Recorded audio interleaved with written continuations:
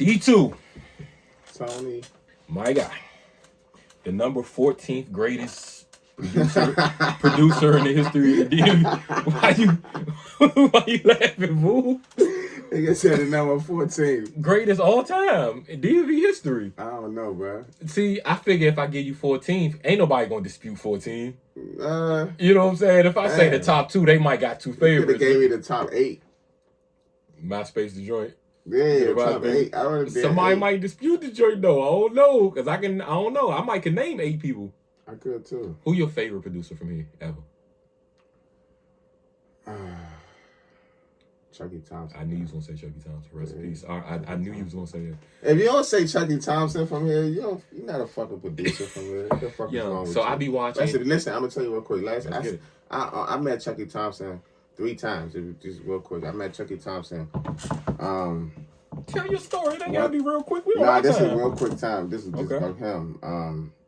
When you coming up in DC, you real competitive, right? And you always have this idea of feeling like you the best. You know, all of us got that feeling. So I had made a couple beats, and I thought I was like that. So I went to his studio out there one day. One of the little youngest, his name is DK. His mom had knew Chucky and them with Antonio, the Cuban cigar smoker. Mm-hmm. He had brought us out. He brought us out there, and man, when I seen what this nigga could do, that shit was like, I was like, what the fuck? Like, boy, you is not that nigga yet. You know what I mean? So that's funny because you just named Antonio the Cuban cigar smoker. So you named a radio personality. Yeah. Like we can't just gloss over. I mean, yeah. What you was doing hanging with a radio personality, like? Because I know for a fact that you know Flex, you've been to his studio and all that. Like, how did? I mean, you gotta tell me how these things come about. It was DK's mom, Fatima. Fatima knew a lot of people. Okay. She knew Antonio. Antonio used to always come to the house and chill over there. She had a massage parlor, so back then everybody was big on the massage. So he would come over there all the time, and then he just happened to take us to the studio because her son could fucking rap. Like, then DK, he still is like amazing. He's an amazing rapper. So they was taking him to Chucky so that Chucky can like mentor him, you know. But this was during the time when Chucky was dealing with Frankie and some of the other people. So he kind of was jumping around a lot. Now, I don't even know your folks DK, but I'm mad at him for the same reason I used to be mad at you. For the same reason I be mad at LX, the producer, the rapper LX. Mm-hmm. It'd be extra talented people that people only know around the way. Like, they don't never make it out to the scene because they wasn't... Like, I used to tell you, show up at all the producer battles. Yeah. I'm like, I'm watching people win. It's not better than you. You know what I'm saying? Now, for me, I agree. But DK, he was like 12 when they was going out to this house. He was that good. That he was like 12 years old. But, I mean, he ain't never take it more seriously. He's in Miami now. So, okay. He's actually doing it right. He's doing it. Actually, his birthday may be today. Happy birthday, DK. I think it's today or tomorrow. I was supposed to be out there, but I had to do the... Now, the reason I said that is because I don't know of him in this area. So that's why I was just they moved to Atlanta. Okay. They moved to Atlanta. Then from Atlanta, he moved to Miami. So he's actually doing pretty good right now. I just... not here, Yeah, but I don't think artists be realizing that the talent be like 10-15% of the joint. Like, you gotta get out and meet people. So I see you now... You working with 3-0 Black, and then you engineering at the studio. I see your name. I think 3-0 Black mentioned you in the Say Cheese interview. And I was just like, yo, that's my man. Tony been making beats for me for like 15 years. Interview. Damn, I seen that. Yeah, but so like, let me tell you, a lot of times when you trying to find your way in this city and being a producer from here, some people have a road that's already paved. And they able to ride that road quicker to success, and then other people have to pave their own road and then ride the road, I mean, I don't know. Mine wasn't paved. I got out and met people, though. No, I'm saying, now, all of the things I've done up until this point, like, I feel like, honestly, I done lived like 6 lives, because there's people that know me from so many different situations, you know what I mean? But as far as, like, this young generation of artists, is a reintroduction of people, there's a lot of executives that I know that they're not in the music industry no more. You know what I mean? Right. There's a lot of DJs I know that don't do music anymore. There's a lot of artists I know that don't do music. So, as you got to put the work in again. Like how we used to be up KYS. You got P Stu and Two Face the Wild Boy. And now you got DJ Say. Yeah, you got a whole bunch of people that's the ones that. And I'm gonna stop now. Joe Ice. I'm gonna apologize to you because I was having you make beats all the time, and I wasn't making no songs on them. I wanted them for myself. Yeah. Sometimes I get in the mood to rap, other times I don't. But I wasn't making songs because every time somebody heard me, they wanted me to freestyle or battle. Listen. And you got to be in a mind state to freestyle and battle all the time. So if I made a song that sounded like a diss. It's a lot of people that buy beats, and this is the big thing that I be telling art producers. So and this some real shit. So I was in the studio recently, and I was with MGE Jizzle, and I was with Lil Dude, and they was I was in there making the beat when they came in, and Lil Dude was like, what's up with this beat? I'm trying to get on this genre. And I was like, I bet, because it's Lil Dude, and he right now they got a buzz right now. Right. I'm like, bet, I got you, you know what I'm saying? So then he was like, what's up, you trying to do it right now? And I was like, nah, I could give you the beat, but I'd rather you go home and vibe to it and then come back.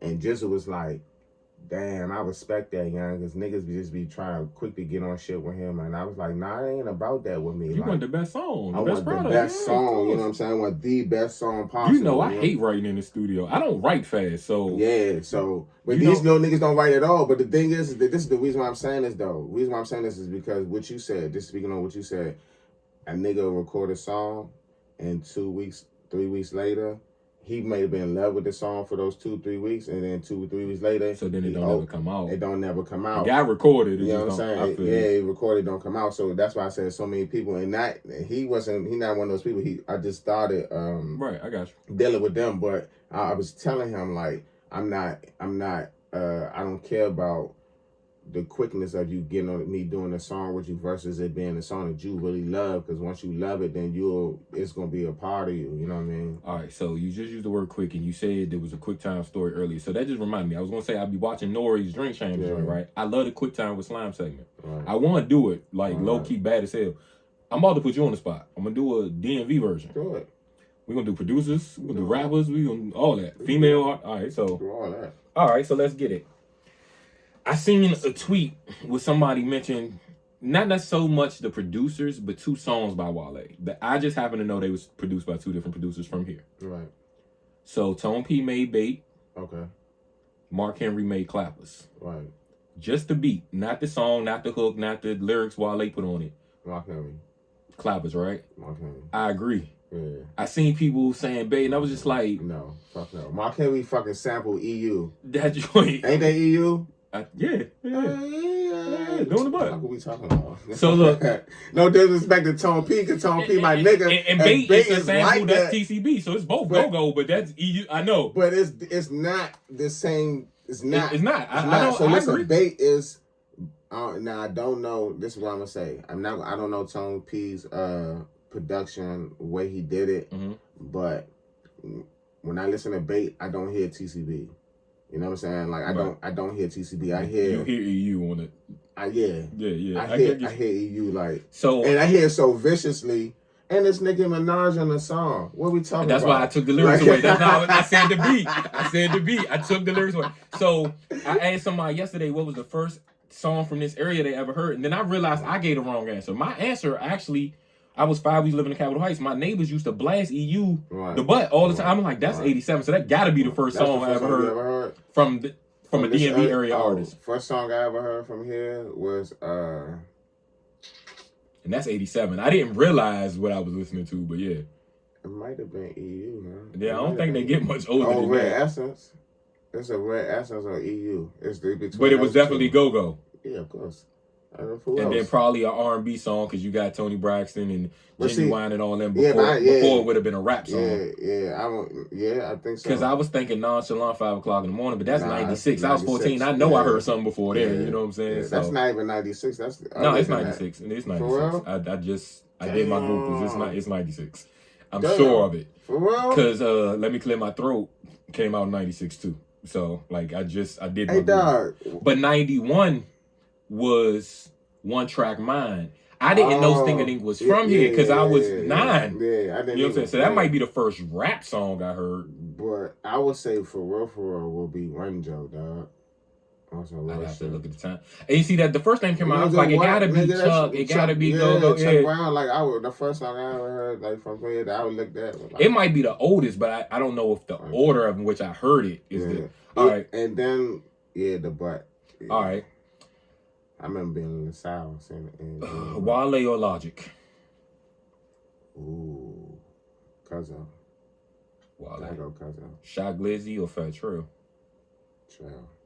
3-0 Black or Light Show. 3-0. All right.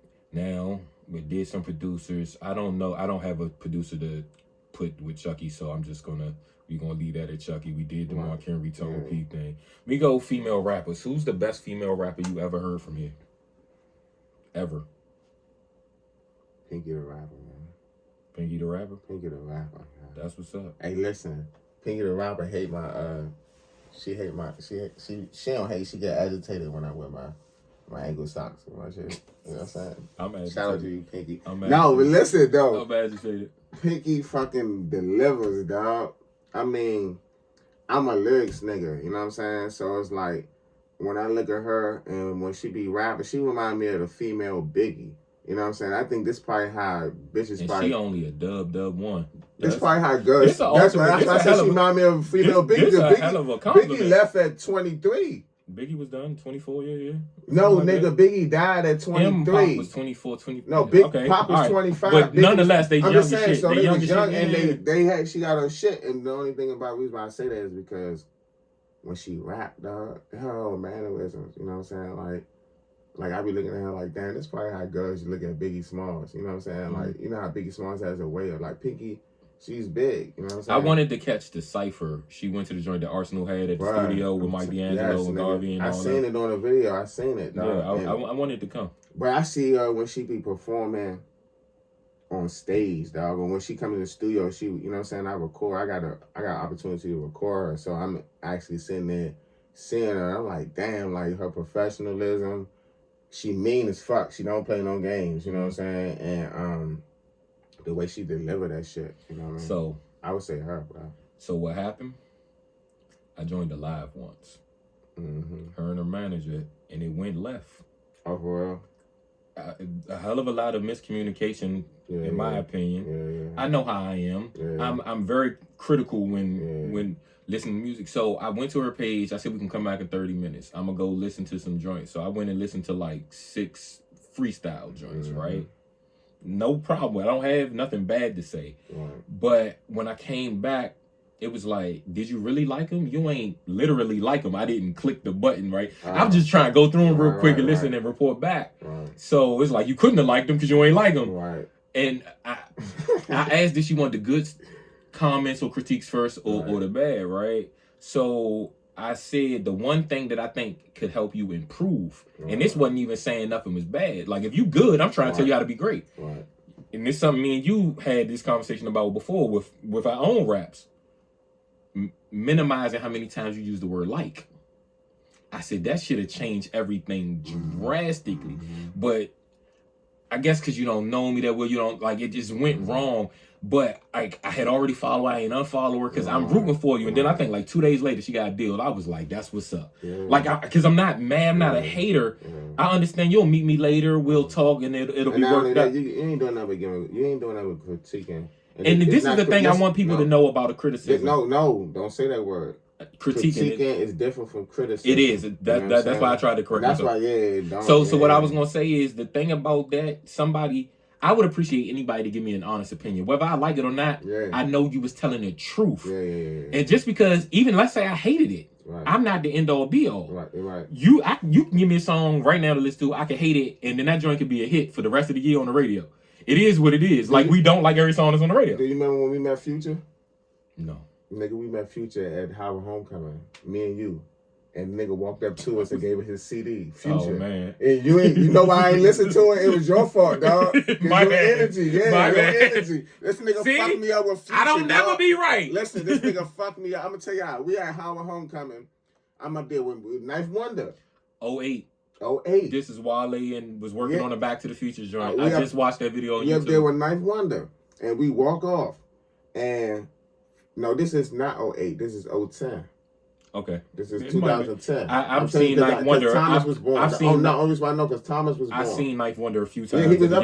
He's always there. Yeah. He's always there, right? It is 010, and Thomas, because Thomas was in the hospital, and I'm out there with you, and we are right in the front, right here, and Future and his two, I'm about to say two little, look at them, but they about to say little, his two big bodyguards. These niggas was big as fuck. These niggas they was on their shit. And Future was walking past and just giving out CDs, like, and he gave it, they were like this to you, and you was like, and he was like, damn, bro. He's like, you don't want it? And you was like, nah, I'll take it. And then I was like, oh, thanks. But then you was like, I looked at it, I put it in the motherfucking, the shit to listen to, and I couldn't understand it, dog, because it was so early. This was before this was right around Tony Montana at the time, and I really couldn't understand what he was talking about.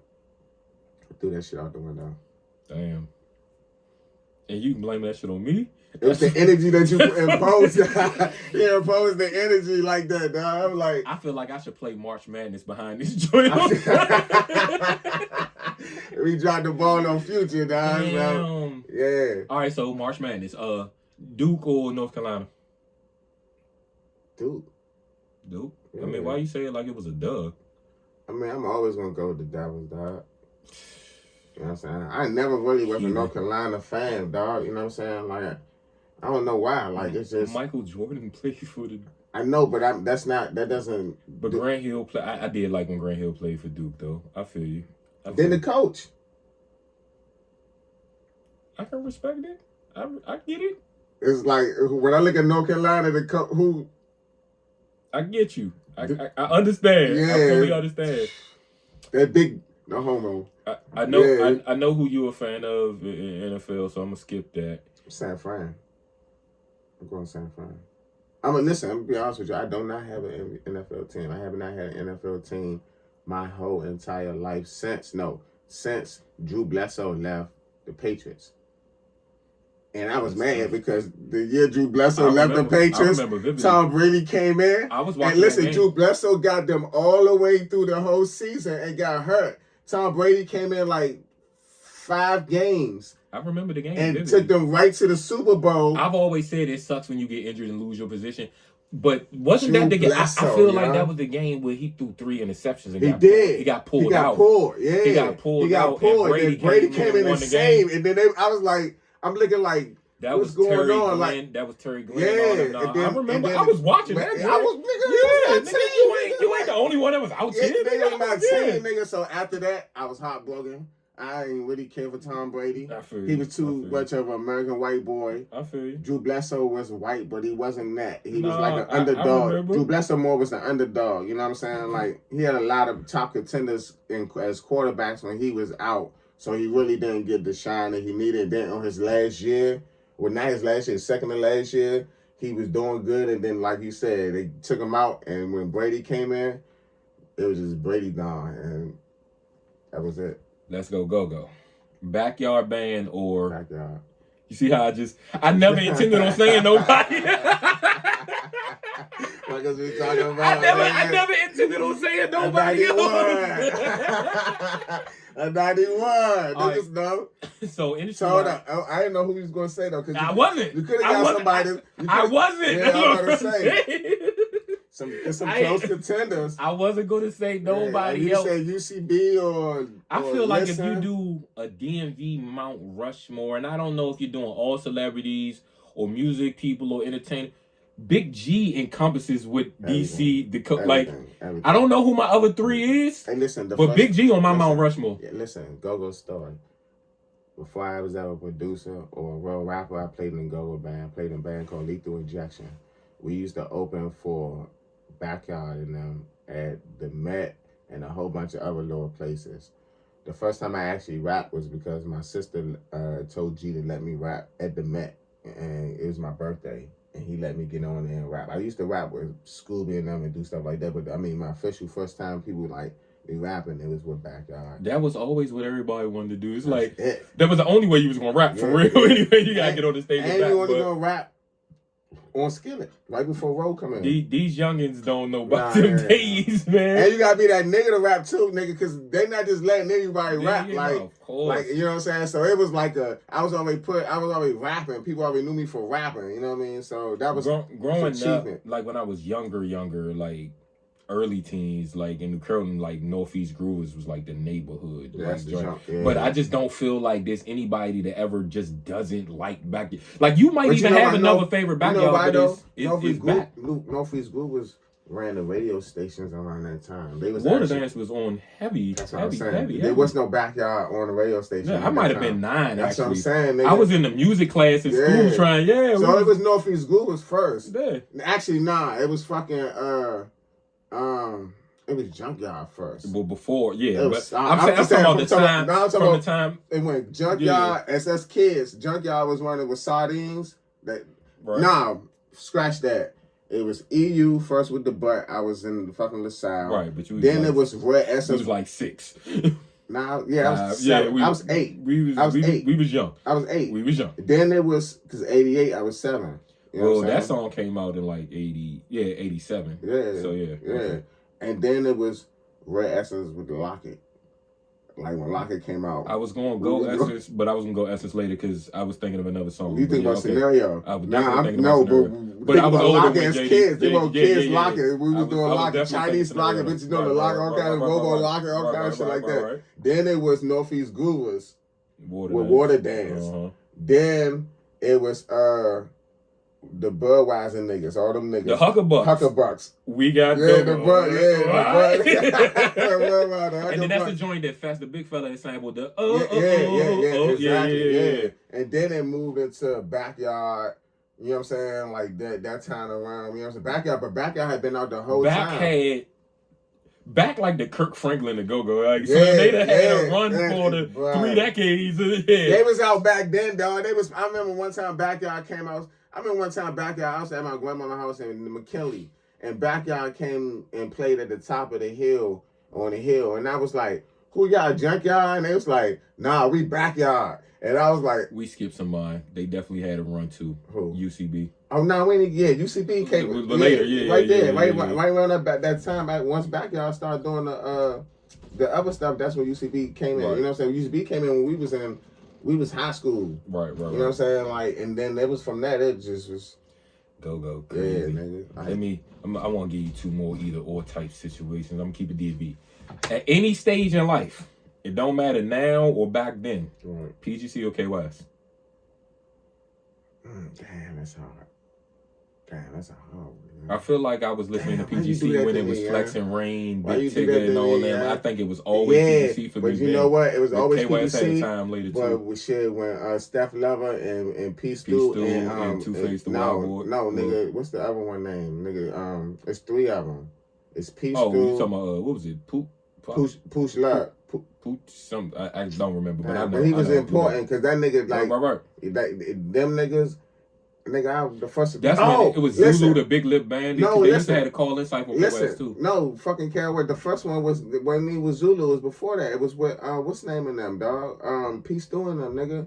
Cause I called in around when Tupac died, nigga. Everybody heard me on the radio. I rap. My first rap was on the radio, dog. I wasn't even rapping yet. I did like an 8 pop. I did Tupac died. I was 14. I wasn't rapping. Remember we was in Park there. I wasn't rapping. I'm a year older than you. So I know that's what I'm saying, but I was not rapping yet. Keep in mind, I didn't spend a lot of time. But let's be honest with you, it was only like 6 bars. It was on the roll call. I did the roll call. Remember the roll call? And I remember Flex and Rain used to have a little Where You From John, yeah. But I remember Cartier. So Cartier battled Wale on the call-in cypher back in the day. Damn, for real?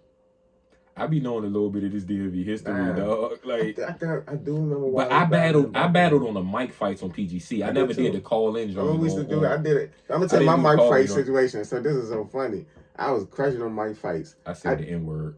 Yeah, disqualified.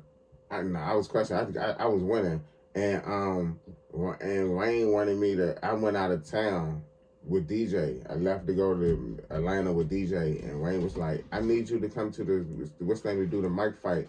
I was like, I'm out of town. And she just got mad, and that was the end. And the next dude that came on, that nigga had like an 8-week streak, and like went lit. So I met Rain on the Humble. So Rain and Infrareds went to like Duke Ellington together or something. Okay. So I met her on the Humble, and me and Reds was battling for like 4 hours, and she just came out the cut and was like, "Man, who this in here whooping your head?" Because she ain't asked. Like he always was winning. Right. That's like on a Wednesday. Friday I'm on the mic fights. Right. So like I met her like that was love. The Flexion Rain. We met her at the Big Ticket Safari. Yeah, no. She used to like nigga, she get Crossroads. They had the Crossroads. Right, but I wasn't going. That was a club. That was a club night type no, thing. Nigga, they had an open mic. Let me tell you how me actually got started as rappers. I know they used to do their little Jamaican reggae night at the Crossroads. No, nigga, they had a Wednesday rap jump. I wasn't here. Rain had a open mic at the jump. Man, SJ just was, and this how shit started. Man, SJ just niggas in Riverdale. Rain had we was already rapping. We started doing our little like we was at the Union, State of the Union. SJ and them used to go there. I was too young. He used to go to the Heaven and Hell joint too. Yeah, I missed all that. I was too young. That was like niggas way like above me, like the 79 and 80 niggas. Coke and all that. All them, you know what I'm saying? I missed that freestyle. I caught the last day. I did walked up the steps. Yeah. I walked up the steps. A fight happened. They ended the event. I had never got to rap. I did. I caught the last State of the Union, and I was like, and that's so crazy about that night. This would kind of prompt you. This I have to tell you guys, it's amazing how God will push your life into certain situations, right? So, my brother SJ, right? We just always in Riverdale rapping. It was another dude I rap with. That was my best friend. We younger than SJ, so SJ takes us to the State of the Union with his group that he's rapping with at the time. 2 other dudes that he knew. Mm-hmm. We finish that, we leave that jump, and we go to 2K9, and I meet Andre 3000 and Ludacris. You ain't throw their CD out the window, did you? Huh? You ain't throw their CD out, did you? What? Andre 3000 and Ludacris. You ain't throw their CD out, did you? Like you did Future. I'm just no, nigga, nah. I'm young, so I'm looking at them like, what the fuck? This Ludacris and Andre 3000 is here. They was on the tour or something, and man, nigga, motherfucker was like, I told Andre 3000, man, I'm gonna be famous one day. He was like, I'll meet you. I'll see you when you get up here. Ludacris, he was bent, so but it just was all that whole night was just made me be like, damn, like how somebody just take you and then you get all those nights. So boom, so now man, it's like we gonna rap. Boom, we rapping. We at the Crossroads. They got an open mic there. We come there the first night we win. You win $100 the night you win, and you qualify to be in the final, and you win $1,000. So me and SJ win the first night. If we come back, we keep coming back, we winning, but they like, we can't keep giving y'all money. Y'all already won. So if y'all win, y'all ain't gonna win right now, but y'all can qualify for the jump. But we really just building relationships with Rain and them. So the finals come up. We win. I pull out the guitar. I play the guitar. SJ rap. We get Ocean to sing. We do a whole performance. So we won $1,000. Man, SJ cruddy because we split the 500 with each other. We ain't get Ocean nothing. Me had a vendetta since that day, dog. I swear to God, he never got over that shit, dog. You know? So niggas, you ain't do nothing but sing, though. You sang 8 bars, dog. I did something. That's what he was saying. I was willing to give him 100. That shit was like, I ain't giving this nigga nothing. So fast forward, Rain fucking with at this time also we hustling. So we got all kind of pills and shit. We a lot of shit going on. So that's how we got cool with her. Was actually going to the Crossroads, and then once we won, it was like, these my dogs. These niggas is real rappers. You know what I mean? And during this time, it wasn't a lot of lyricism out here in DC. Wasn't a lot of real rappers. Most people wasn't trying to be rappers. You know what I mean? So that's how we met Rain. Let's go lyricists. Mo Betta or Mike D'Angelo? I like to be an asshole. I had to give you one that was tough. Mike D'Angelo, bro. I'm not mad at that. That's what I'm gonna tell. I can tell you why I'm not mad at it. Go ahead, tell me. So, I just was in the studio just now recording myself, and I was stuck on one bar that I needed to get over a bar. And Mike D'Angelo came in and he was like, "You need to say this." You know, I don't take the shit from anybody. I don't need it. But when he said it, it was so perfect that it like. I've done that. That one little bar that he gave me, that one little bar, we in the booth, highest and rocket, I'm going Houston. Hey, and do you remember when I show y'all do the remember I let you hear that joint? I was rapping that, and he came and he was like, because Mike don't really know how to rap like that. You know what I'm saying? You know, I do beats, but he don't really know. Right. So when I was in the rap, I got something to prove. And he was like, "You should say this right here." And I was like, "All right." And then from there it was just So the reason is it can never be an insult to me is because he's lyrical. I believe him to be one of the top lyricists here.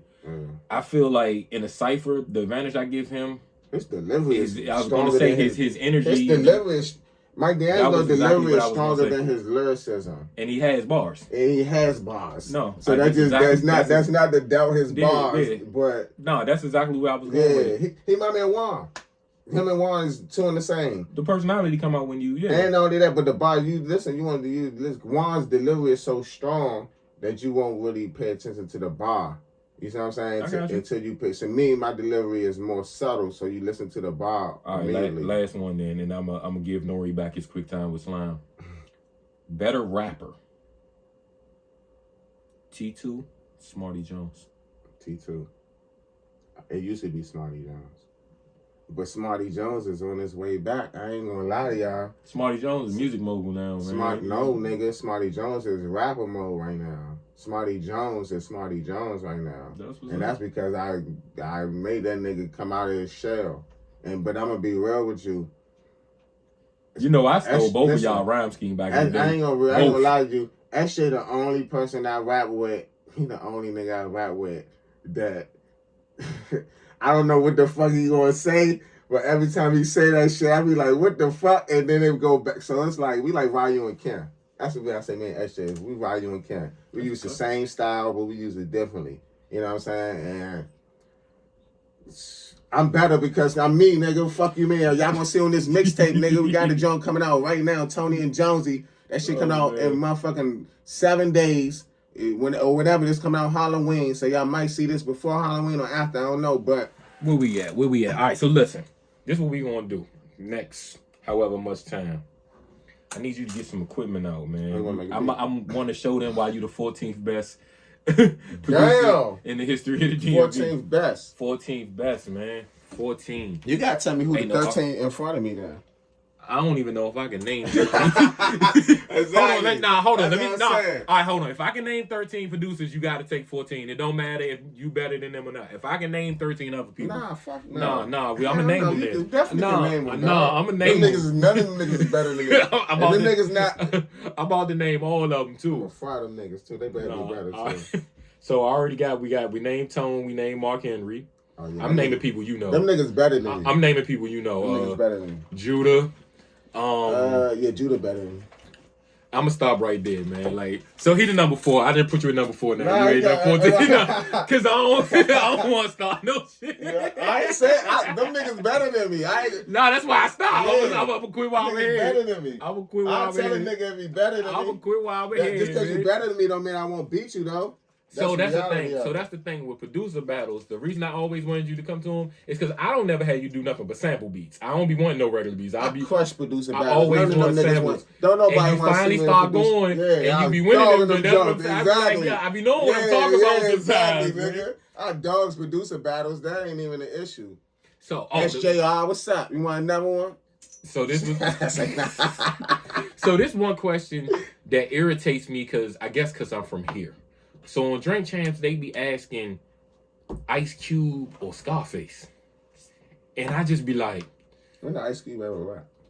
I just be like... The nigga was an actor since 1985. But I just be like, yo, why y'all playing... I feel like the question disrespectful to Face, bro, to be honest with you. Come on, man. Don't act like Ice Cube ain't rapping. I'm being real. I mean, because you got the NWA and you got the solo career. But the only song... The Willis and the Miss? Listen. And we be clapping? Listen. I'm just asking, what you know today was a good day. Nigga, that was 80s. It don't matter when it was. That's why I said. I just feel like it's a disrespectful question. Scarface is on Guess Who's Gazette. It's Scarface. Period. Scarface is on a lot of everything. My homies and thugs. What's the joint with Pac? Why I can't think of the name of it? The Smile. I mean, homies and thugs too. But Smile, like Scarface is Scarface, dog. Yeah, I like if Scarface was to do a versus, I really don't feel like he got an opponent. Yeah, I don't. I know they mentioned Q. I just no disrespect for Q, but I just don't feel like it's a. So how many songs you think the Scarface got that's like hits? I don't know that he got endless hits, but he got songs we know though. That people know though. They might not all be hits, but people know them joints. I don't know, bro. All right, so you got songs, and you talking about this. Any song that they was ever on that could be played. So you can play Homies and Thugs, you can play Minds Playing Tricks on Me, you can play Smile, you can play Guess Who's Back. Right. I got it. What you need? No, I'm about to get them out. So you could Faces on some songs that we know. All right, so then is there competition for Jay-Z in the verses? Is it Drake? Yeah. He got more hit records, but so sometimes with us it's like it's a memory attached to certain songs. That's why we have a preference. It ain't whether a person better or not.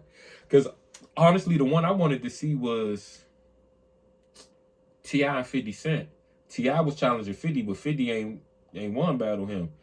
Busta wanted to battle T.I., but I didn't want to see that. Well, I don't want to see Busta battle anybody. Because I don't got him for losing to nobody. I don't have Busta losing to nobody. I feel like he got a lot of hits that people forgot about, yeah. But T.I. got a lot of hits too. That's why I was like, all right, the 50. But the thing is, with the 50, is it that he got so many hits, or is it just that we love the entire Get Rich or Die trying out? That dog 50 Cent, that nigga's like that. Nah, he is. But I mean, keep in mind, every song from Get Rich or Die Trying, we just know. So all of them ain't hit records, though. It's a lot. It's like 5 or 6 of them on there, though. Every single he dropped from that album. Just like, so back in the day, everybody used to have 5 album singles on their album. Remember when 50 did that and Kanye had Graduation? No, the first album, College Dropout. College Dropout. They both had like 5, 6 singles on them joints.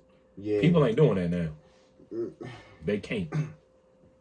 Drake did it in the album before last. Drake's whole albums are always singles. But that's also the good thing and the bad thing.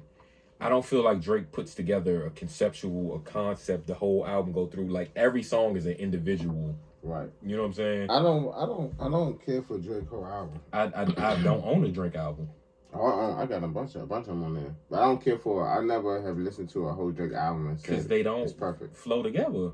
They're individual songs, every single one. Mm-hmm. Which if that's what your mission was to make the hits, then you accomplished your mission. So salute to him. But I like the one with 21. The last Drake I did listen to all the way through is maybe most of the way through is the one with him with 21 Savage. But the thing is about that is I feel like that doesn't give the albums potential to be a classic or staying power because they're not all cohesive. I feel like he got his classics already. People keep saying So Far Gone. And another one. And that fucking jump where he's sitting there with the cup. Okay, so let me ask you this. Take Care. I think Take Care was a classic. I didn't hear the whole album. So let me ask you this. Now, keep in mind, I don't like one of these people. But if you got the label budget, you got a record deal, you want to go get a feature, you getting J. Cole or Kendrick, and why? If I got the budget, I'm going to get J. Cole because I feel like J. Cole... I feel like Kendrick Lamar is more an introverted person.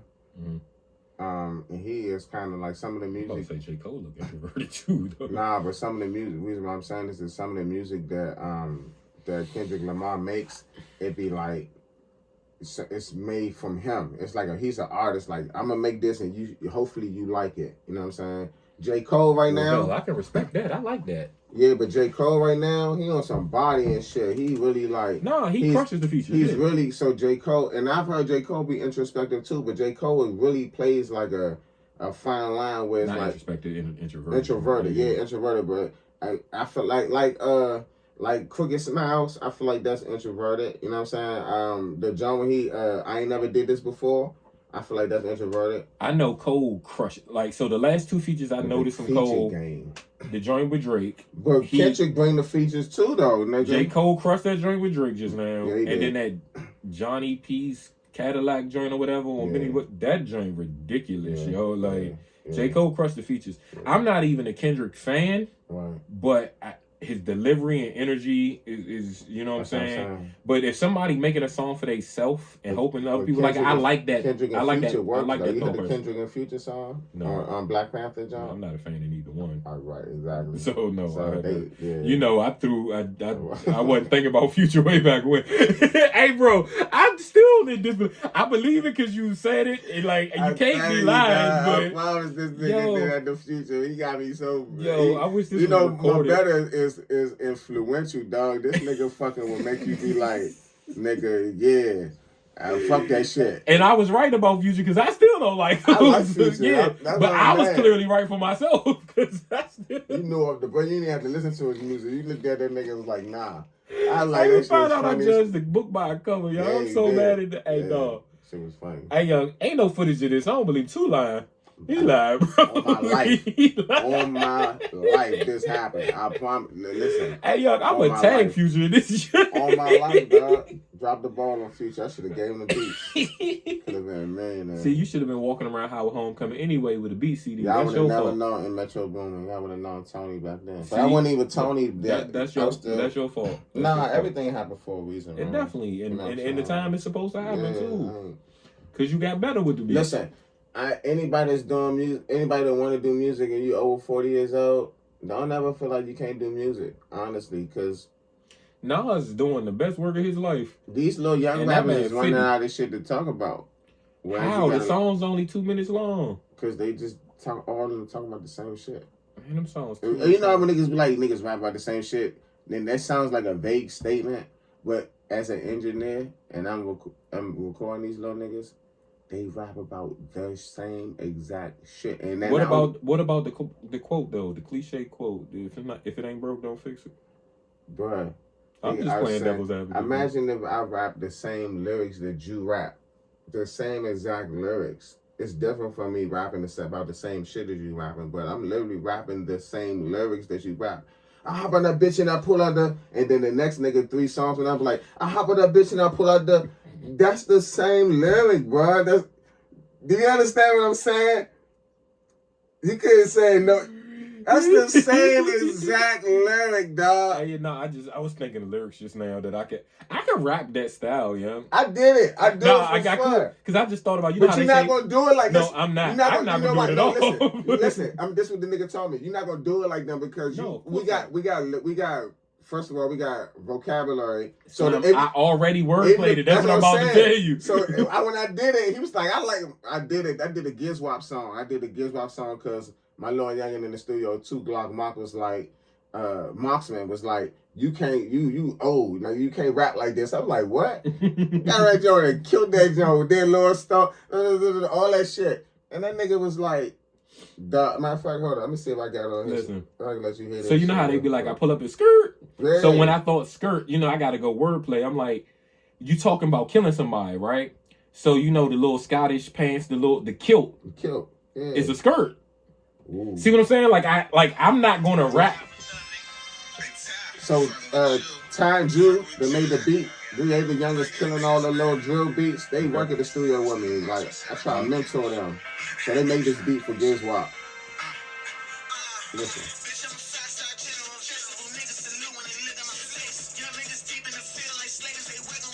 You want it? This is me.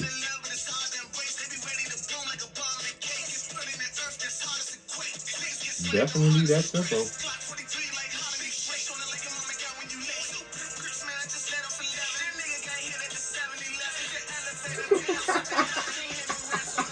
I still don't want to hear it. I don't care who it is. It don't matter that you rapping. Hey, that's what I'm saying. Listen, this shit is crazy, bro. I'm telling you. I won't. I would never. So listen, I know, right? I wouldn't. That's the thing. I did it just to see if I could do it. Of course. I know I could do it, but even with doing it, it's like, nah, nigga, I'm not sounding like them because they saying that ain't for my ears. They all saying the same words, nigga. You get hit with that. I put that on it. Put shit on your whip. I get it. Free car. Man. the exact same words. You know what I'm saying? And there's no lyrics that make that word different. You know, I will say the same word, but it's like you'll twist it. We already know how music is, man. Style come and go. It's what it is for the time. But I fuck with it though. I fuck with y'all youngest. I just want y'all to just. They smart as fuck. What I appreciate is that they having fun. I feel like they having more fun than we had. I feel like we was in that joint stressing because we was trying to make the verse better than everybody in the room. Not only that too, but niggas was also trying to become famous. Yeah, you was These trying little to make niggas is not. They don't give a fuck. They rapping for them. They are rapping for them and their friends. But so the thing I was gonna say about what you said about Kendrick is it was something I noticed about Michael Jackson that I pointed out to people. Make a song for you that means something to you and just put it out because somebody else is gonna go through that same emotion you had. So like, let's say you just broke up with your girl, you make a song about that. Somebody else later in life is gonna break up with their girl. Yeah. And that song might not mean nothing to them at the time because they in a happy relationship. But you know what I'm saying? But you know what I also like though? I love Kendrick Lamar songs. Like I like Daddy Issues. I listen to that song all the time. That's it on his new album. I listen to a lot of his music, so I listen to it. You know what I like though? I like how Drake rap songs that everybody he says shit that it seems like so we all share the same thoughts. Drake gonna give you an Instagram caption every time. It seems that this nigga Drake knows what he should be a psychologist.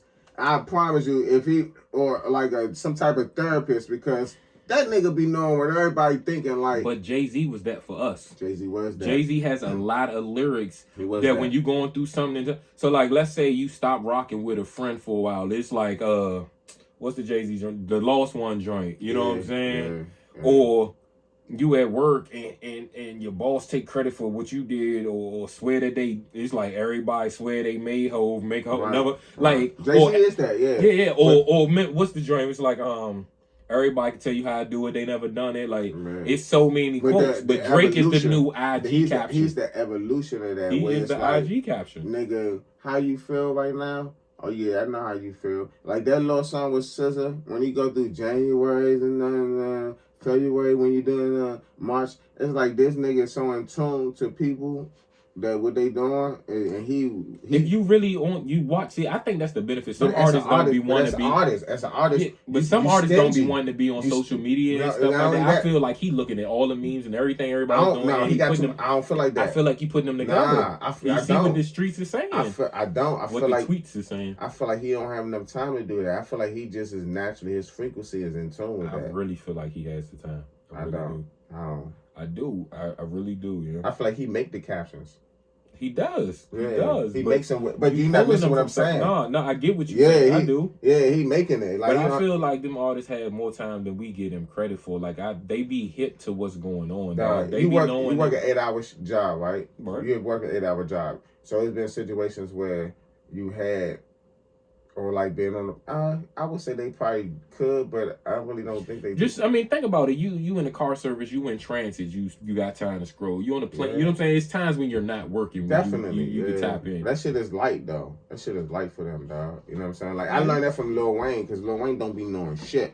Like that nigga be, and I be like that sometimes too. I've seen the interviews. Some people be asking me shit. They be like, even people like, you know this. I mean, it's been a day when I was busy at work and somebody be like, yo, you seen so and so going at it on Twitter, and I'm just like you missed the whole movement. You know what I'm saying? So no, I get it. A lot of times, you know what I'm saying? Like or like artists, like somebody come out, they be like, hey, you know about such and such? I'm like, nah. They're like, you don't know about them? I'm like, for example, I know of KP Skywalker. I haven't taken time to listen to him yet, but sometimes you just got to be tuned in. Like I follow enough influencer and people. Like I know who's who. Whether I didn't know I didn't know who Lil Dude was until I met him that day. I probably knew about him for a few years now. I met him that day and knew who. They was like, oh, this Lil Dude. I was like, oh, I know that name. And my little cousin be like, when you gonna do something with Lil Dude? I'll be like, see, that's the great thing when your name precedes you. Yeah. When you already know the name for you met a person, that means somebody put in some work. Yeah, I mean, no, yeah, like it's like I know who he was, I knew his name, but I never knew, like I didn't know, you know, I literally just. Well, I don't have any sample ideas today, so. What you mean? You gotta have a sample idea. I gotta have a sample idea. Yeah.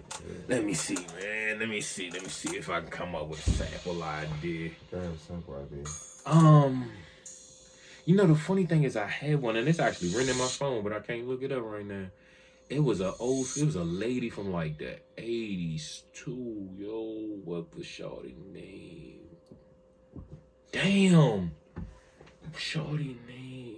Like it's funny because you could take any song though, like that don't seem so. Like, look, remember how Biggie or Diddy gave him the juicy joint, and Biggie was like, "This, what's this? I'm coming out joint." You know what I'm saying? Like, you know, what's a playful song? That song back in the day, the Clean Up Woman. I don't know who sing it, but you like the Clean Up Woman. It's just a play. You know, I like melodic sounds. Like even something like that, there'd be a part in there that'd be worth snatching. It's called the Clean Up. The Clean Up Woman, I think, is the name of the song. I don't know who sing it. Like, why names like Evelyn Champagne King coming to mind? Like, I be watching random documentaries on music from the 80s. That's why I love them shows, the behind the music and Hell yeah. because it make so that shit up. So I missed the vlog era. This? That's why. No wonder I like this song. No wonder I like this song. We just went water dance with it. This is always sound. Nah, you know, I think did they do the intro to the Hanging with Mr. Cooper or something? But see, when you young and you a battle rapper, Betty White. That wasn't who the person was, but I don't want you to do it just because it's the water dance basically. But I turned the Clean Up Woman into the lady helping Omar on the wire. Right. Remember that one girl, she came through and was clean, like she was literally the Clean Up Woman, the street sweep. That's how your mind go. It'd be the wordplay. Yeah, definitely. So it ain't like I can come up with a concept for whatever. Like we can randomly pick a Frank Sinatra song. Like it don't matter. Tell me what you want me to sample, and that shit gonna get sampled. Oh yeah, so I almost feel like that should be the one now, just because we were saying the Novi's Groove was first. Man, that's the Clean Up Woman, man. We gonna rock with the Clean Up Woman. Now I gotta listen to the whole song because I gotta find that part in that song that I really want. But like that's how easy it be though. Like y'all don't understand, man. I used to hit this Bama. He just was called. Yeah, Two called me back one time. I had him doing some gospel joints. He did Order My Steps 10 minutes. The story from the last video, this was the producer. But like that same week, I called him about this Mahalia Jackson joint. I'm going through my grandmother's CDs trying to find a song to sample. I know Mahalia Jackson wanted them from way back when, right? I don't know her music though. So I'm looking at the song titles. The song is the realest title ever. I'm going to live the life I sing about in my song. I said, I don't know what this joint sound like, but we sampling this one. Remember that joint had that piano style? I was like, oh, this perfect. This fool called me back in 20 minutes. Beat done, verse done. I said, you ain't getting on this song, but my man had the verse done. So we about to mess with this Clean Up Woman joint.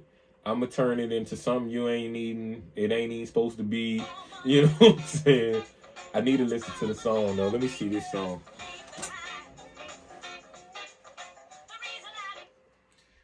Like I said, I'd already got the street sweeping I did, but I probably didn't go that way. So what I feel like the song is about is just like, all right, if shorty messing up, then the other girl come around and just take the guy. He's like, yeah, you wasn't appreciating him, right? So yeah, that type situation. But it's just too funny that's that sample though. That is funny as I know that was crazy. But you know, we be talking about that prophecy and how we talk about something. Like I ain't know shorty name. I don't even know why the song came to mind. Like, I might have heard it on the radio on one of them old school stations. You know, when you younger, you with your father and you listening to 102.3 because it's the appropriate music. My father listened to 89.3. We still listen to that. Yo, I don't even think people know that station exists for real. Only reason I met it is because when I became a rapper, and I actually did an interview up there. Oh, you did? Oh, for real? Because DJ RBI used to spin up there. Oh, shit, for real? You should get it. You might should get it, but the only thing I don't like about WPFW is the donation situation. I don't like how you got to keep them funded. Yeah, you got Wikipedia doing that now. But I'm saying they be on that joint going hard. Like the funding be crazy. My father be like, "Oh, they on here begging." My father loved WPFW. He loved. So what you say I could do a show? You should. Do something like that. Back in the day, I started to do a joint at Listen Vision. They was looking for like a Sunday, like a gospel joint. You know, I could be a gospel DJ. Like I know some gospel music for real. but not even just gospel. But no, I know I wasn't limited it, but I'm saying I could have, yeah. Feel good music, you know what I'm saying? Inspirational music that make you feel good. Yeah, you know what I'm saying? Like high vibrational music. Them Sunday, them barbecue joints. That my father was watching Frankie Beverly before I came in here. Even the best thing about life is, dog, is that, well, I know for the best thing for me, I sacrifice a lot of my time with my son, with being autistic and having to be there. But the beauty of it is that the relationships and stuff that I get to see him and my dad have, you know what I'm saying? Like, I never had a grandfather, you know what I'm saying? So it'd be real big for me watching him being my dad and me being the father and my son being there. You know what I mean? Like all three generations. You know I have a picture upstairs where it's me, my father, and my grandfather. It's the only one that exists. But yeah, that's big. That's a big thing. You know what I mean? Like I really be appreciating that. So when we listen to music and stuff like that, it's always like on my mind how rich I am. You know what I mean? Like I may not have platinum plaques. You know what I mean? Like, but I got friends like you who don't have their father no more. You know what I'm saying? Like so, it's. Like, nigga, you got your father, you got your mother, you got your son, you got your dreams inside, you got all that shit. You just gave me 2 topics to discuss. We're going to come back to the second one. The second one is the father. Well, the autistic part, right? Right. When I first ever rapped, I was battling on BET.com and allhiphop.com little key style forums. Best rapper on the joint was autistic. I got to conversating with him offline on the phone or whatever. I even feel like the battle rapper Loaded Lux might be autistic. But what I don't think people realize is that they're extremely smart. Sometimes it's like Rain Man. It be one genre where they smarter than everybody in the world at that one thing. Right. And it's like it's a misconception. Like people don't understand that. So... So my son was. So this is the clear thing dealing with autism. It's a wide spectrum, and I'm not the best person to say this because you know how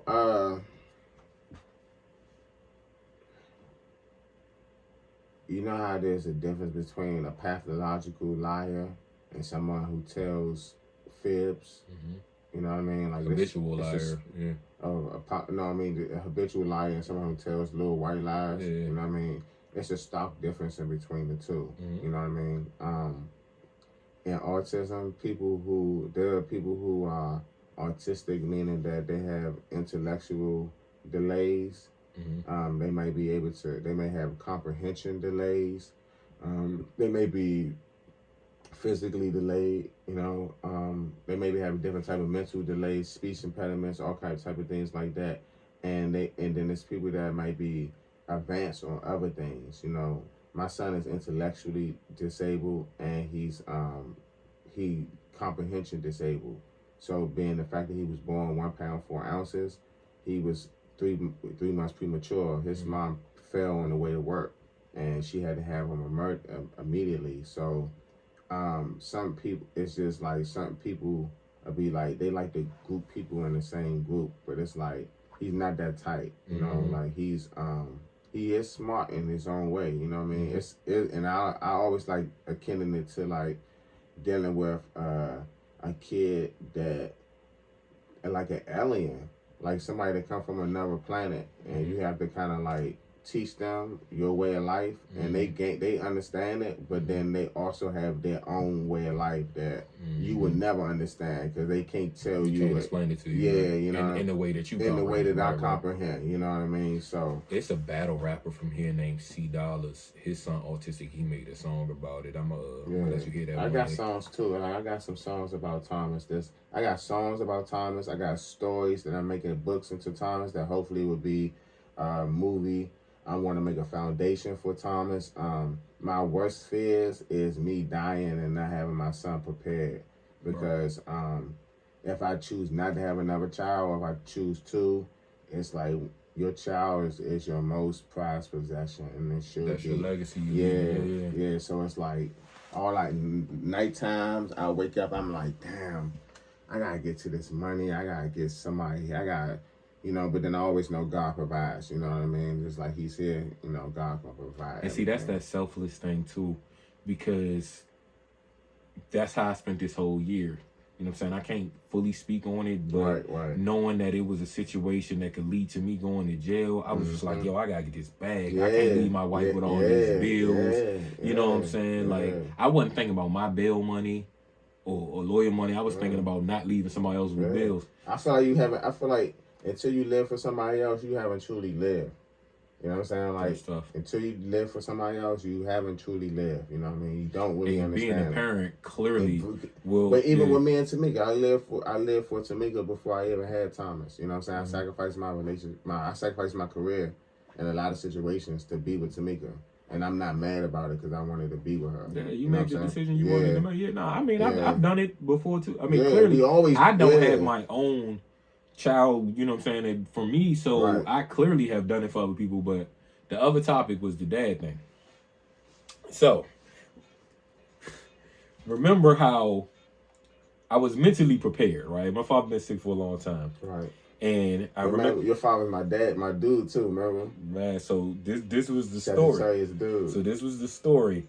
When I'm in the car with my father and I see this CD, and it stood out because it was so funny because it was a white guy, was named Uncle Cracker. Right. And I was like, who the hell is Uncle Cracker? Right. He was like, oh, you know the song. I was like, I don't know no songs by no Uncle Cracker. Right. And that song turned out to be Drift Away. Drift Away. And we all know that from movies or whatever.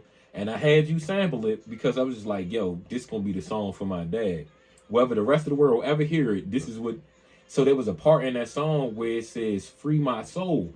So you sampled that joint. My father's still alive, but this is the year I'm knowing he's going to die. He's been in the hospital the whole year. And I remember you calling me when he died and just like, yo, like, this is what you had me make this song for. Like, it make perfect sense. You know what I'm saying? Like, we just be... Black people like that, young. Like, we just be ready. We be prepared. We be in tune. You know what I'm saying? Like, it don't want no sad joint. Like, I listened to the beat yesterday, and I'm just like, you know, I have freestyle, whatever thoughts.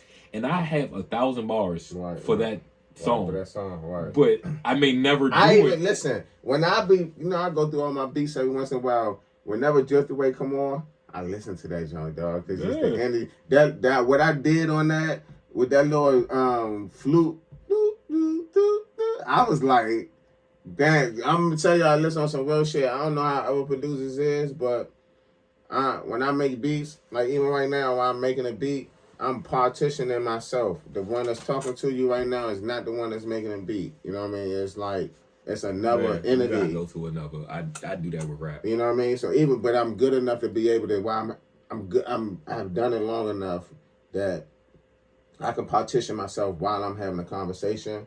But the person that's making the beat it's never me. It's always the spirits. It's always something extra. You know what I mean? When I tell you, like, a long time ago, I was like, yo, God be Holy Ghost writing. Because I'm like, I don't be doing... Because it don't make no sense to me sometimes how transitions of rhyme patterns and words just go together. Or sometimes there'll be a word I don't necessarily know what it means. I got a general idea what it means, and I Google it, and I'm like, it fit perfectly with what I was like. So remember when Jay-Z said, when you play with skills, good luck will happen? Mm-hmm. That's what it is. So it's a movie, Steven Seagal joint. They was on the train, and one was on the boat, Under Siege. So on the train joint, it's a guy that says a line. It says, chance favors the prepared mind. Mm-hmm. So I've read a lot. Mm-hmm. I'm good at rap. So because I'm prepared, that luck, that favor just, you know what I'm saying, goes in. So yeah, that's what that quote mean. Like, yeah, you work hard. So just like Kobe putting in all them hours in the gym, he can go out there. He can have an 81 game because once you in that place, you in that zone. He's just throwing the ball up at that point. That drink couldn't not go in. Like, it wasn't that he was shooting and aiming no more. You know what I'm saying? It's an outer body experience. So I hope everybody in life gets to experience that. I'm not sure everyone can, but it's two things I want people to experience: that outer body experience and being a part of a movement. Yeah. Because you know how, like, with music, you had Thoroughbred, Top Dog, and we came together. Yeah. Or Wale and them had the Board of Administration, or there was Raheem and them and Dre them had 368, like, in the Studio 43. Like, everybody don't always get to be a part of a movement. It's it's a cheat code. Yeah. When I used to battle and I got 50 people standing behind me, it's not that I need them to root for me or to vote for me, but the confidence of knowing I got that backup. Right. Nah, not only that, not only is it the cheat code, it's an experience it's a camaraderie. Yeah. You know what I mean? It's something. It's teamwork at its finest. So it's the best group assignment ever. Last night, I was with Juan. Juan was doing the camera work for Lauryn Hill show. You know what I mean? Mm-hmm. Now, we started out in Safari Steakhouse. I seen him on the stage rapping and was like, this nigga like that. And I want to work with him, not knowing he had videos and none of that stuff. He got his camera, and the evolution of him from seeing him with his dad camera that his dad bought him. I mean, literally like his dad camera, not a professional camera. The dad, the family camera, shooting videos with the family camera. To the evolution to see him with a professional camera, on getting wheel card tickets for me, DTS. You know what I'm saying? Like, we was walking to his hotel because he's leaving, and it just felt good. It was like, damn, you know, like it felt like, damn, like I'm doing what I'm doing with beats and shit. Like, bro, really doing his shit. You know what I mean? Like, he really got shit going on. I spoke about him for a while on the in my interview for the Almost Awesome joint, the documentary they doing. I can't wait for that joint to come out, by the way. I know this city, like, some people gonna love it and appreciate for what it is. Some people gonna hate. Everybody feels that they should be in it. Everybody thinks they did more. So, right. So let me address this. So when you know how they be making them lists all the times, right? Oh, the DMV? The hottest rapper, the buzzing rapper, whoever, producers, whatever, right? So this is my thing. Let's say you got a top 10. What I always tell people, when you get mad that you're not on it, this is the most important question. Who should be removed for you to replace them? It's not that you don't deserve it. It's just that many people put in work. It's that many people to choose from. That's a great problem, you know? And what I do when I see them type of lists, let's say it's in like the genre that I'm in, like with philanthropy, right? Let's say it's 10 people.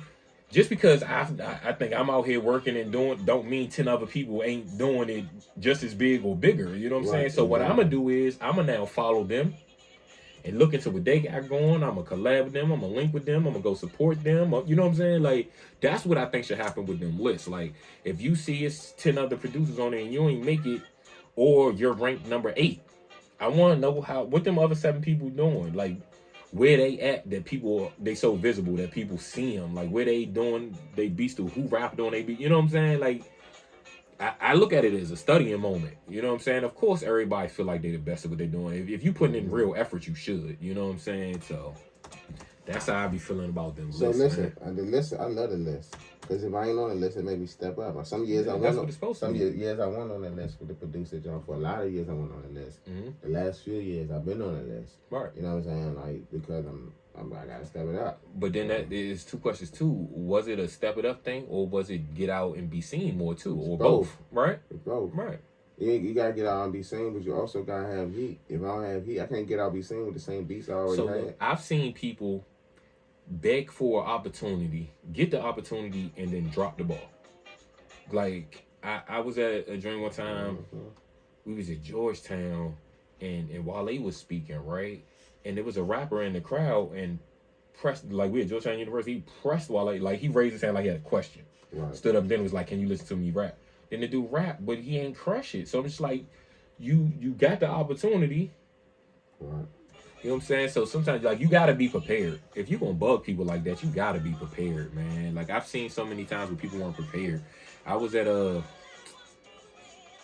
South by Southwest. DJ Sycamore.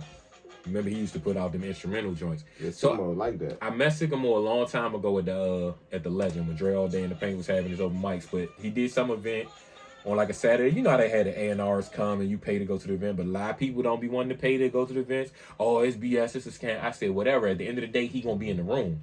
Whether they paid somebody to pick this other person for, I wasn't going to perform. I wasn't auditioning. I was going to meet him. To me, that price was worth it. Yeah. So, you know, you got to own the room when you win it. You know what I'm saying? You could be in the room and not be in the room still. People don't remember you. Yeah. So, nonetheless, he remembered me. So, we about 5-6 years later.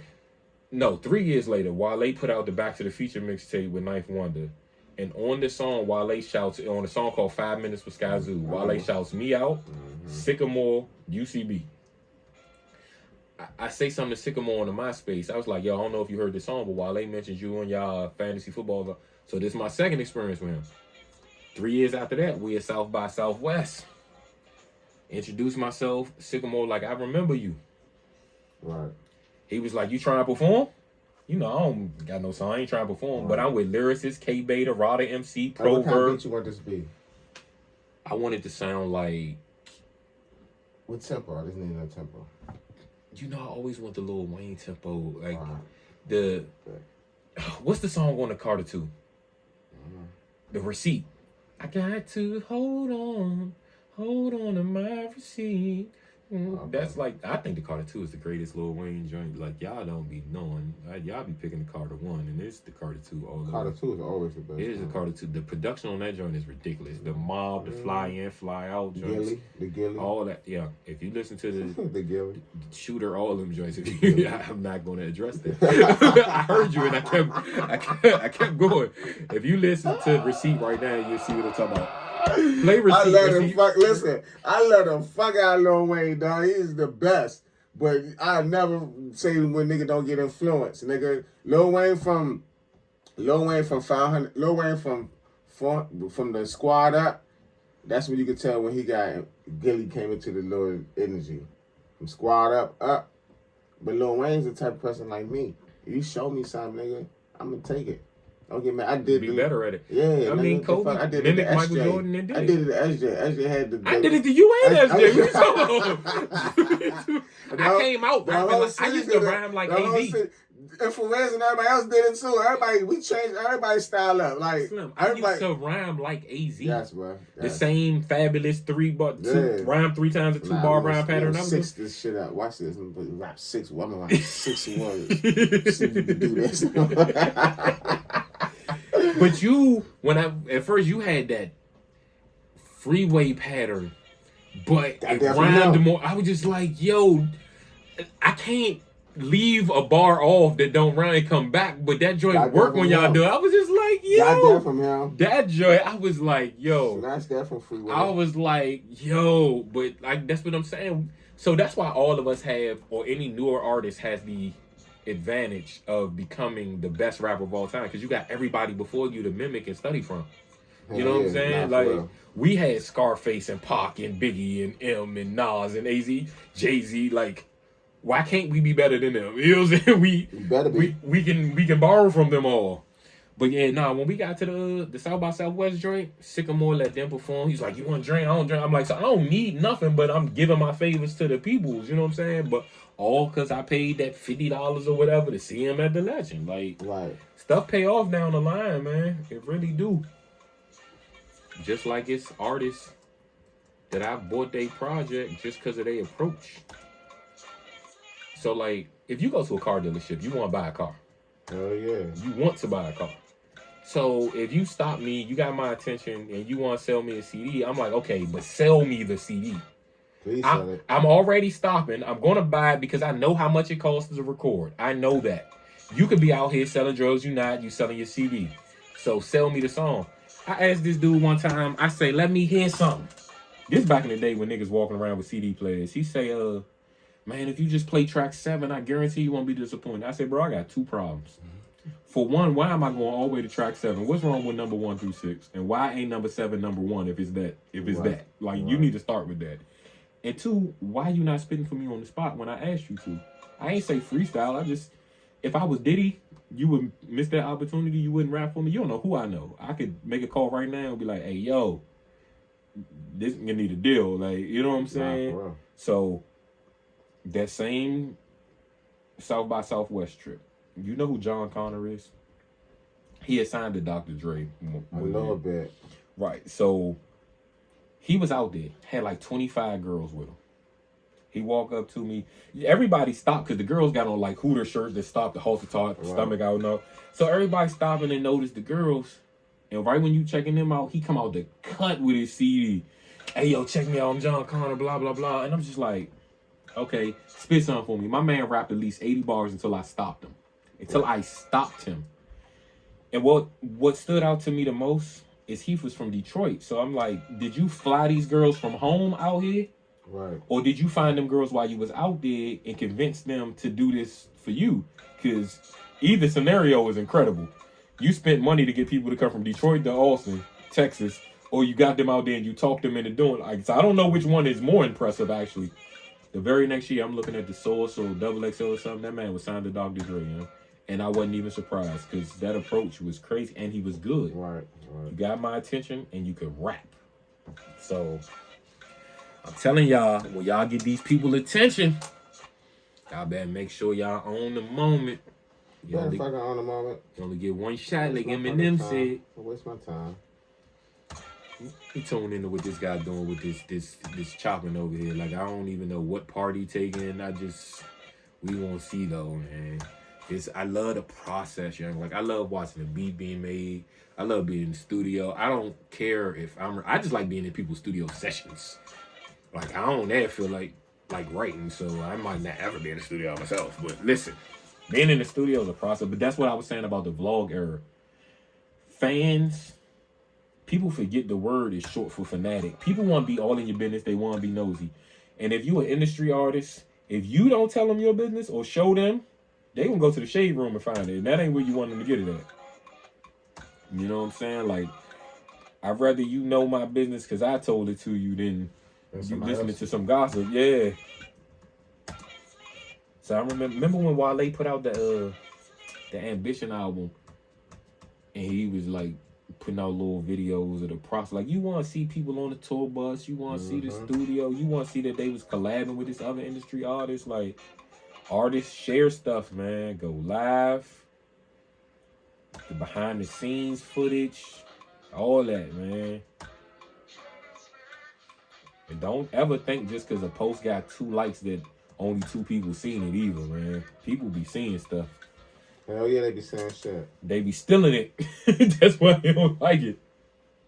The difference when you with your crew and your clique and your peoples, you gonna tell them, hey, I'm taking that. Like, nigga, you crush that, I'm stealing it, bro. Not for real. They gonna know the influence, but yeah, I'm adding that to my arsenal.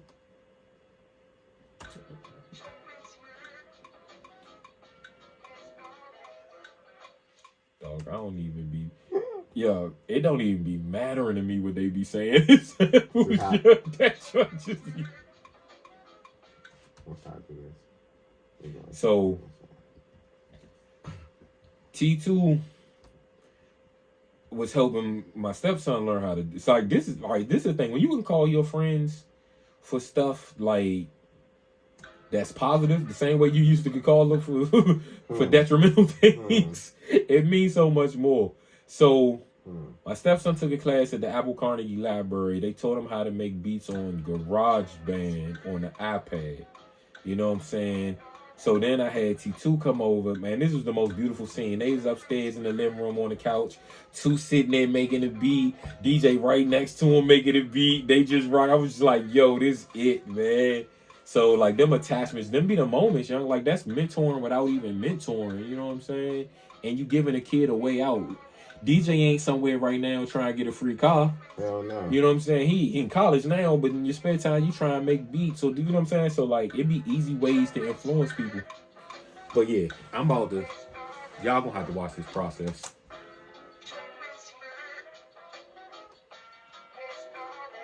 I don't even know what they saying right there. I don't even care.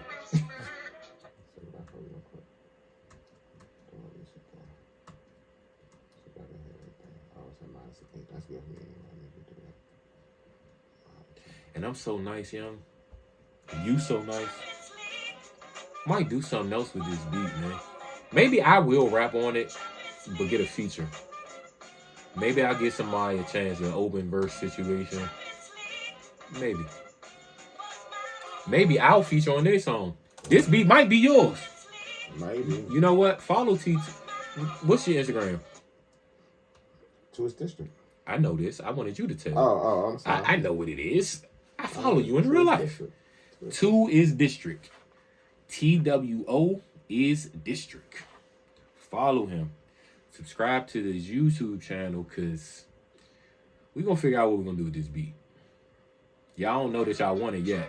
I already know what's about to happen. I've seen him do this endless times. It's gonna have a little of my influence because you know what I'm saying. He gonna give it the tempo that I like to rap at. Y'all heard me mention that receipt on Lil Wayne. So matter of fact, stop what you're doing right now. Go listen to Lil Wayne's receipt on the Carter 2. Hey, yeah, that's what's coming. You know what my favorite beat is out of most recent times? And I stopped rocking with the person a long time ago, but Kanye West joint for Pusha T, that Diet Coke joint. Diet Coke hard. Yeah. I had the right to that joint.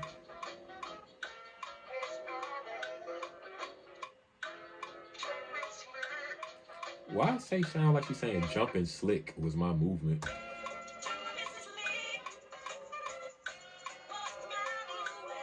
I still don't know what she's saying, bro. And I don't even care. I just put the part to say something to me. You know, I felt like I was learning music when that metronome. I ain't used to know what the hell that was. I was like, what is that TikTok noise, bro?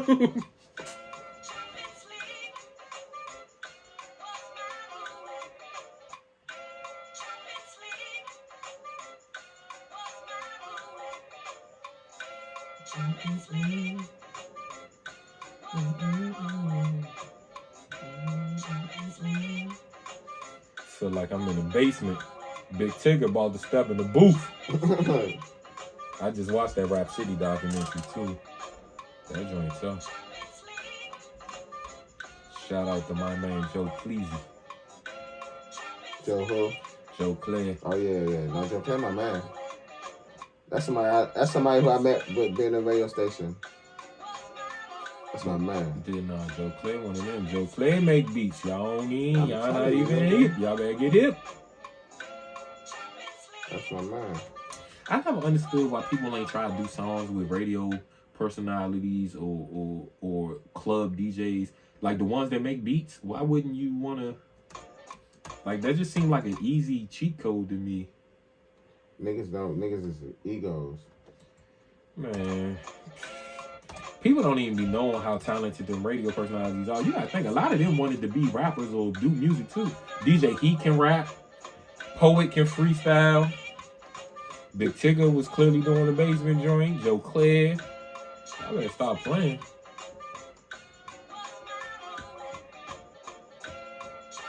I might come out of retirement and do one of them spit that freestyle joints that Quicksilver be doing on Fridays.